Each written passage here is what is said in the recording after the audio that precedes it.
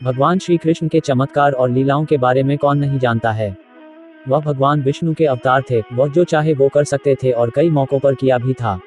लेकिन एक ऐसा मौका भी आया था जब श्री कृष्ण को रणभूमि छोड़कर भागना पड़ा था, जिस वजह से उनका नाम रणछोड़ पड़ा था।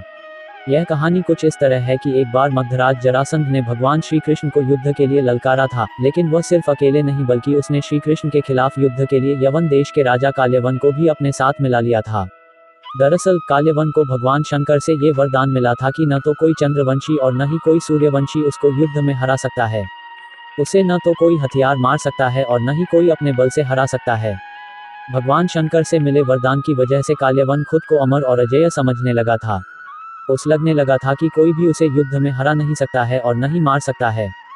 जरासंध के कहने पर काल्यवन ने अपनी सेना के साथ मथुरा पर आक्रमण कर दिया।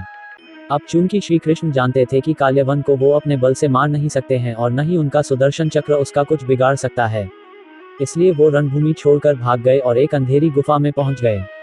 श्री कृष्ण जिस गुफा में जाकर छुपे हुए थे उसमें पहले से ही इक्ष्वाकु नरेश मांधाता के पुत्र और दक्षिण कोसल के राजा मुचकुंद गहरी नींद में सोए हुए थे। दरअसल उन्होंने असुरों से युद्ध कर देवताओं को जीत दिलाई थी। लगातार कई दिनों तक युद्ध करने की वजह से वह थक गए थे, इसलिए भगवान इंद्र ने उनसे सोने का आग्रह किया और उन्हें एक वरदान भी दिया, जिसके मुताबिक जो कोई भी उन्हें नींद से जगाएगा वह जलकर भस्म हो जाएगा।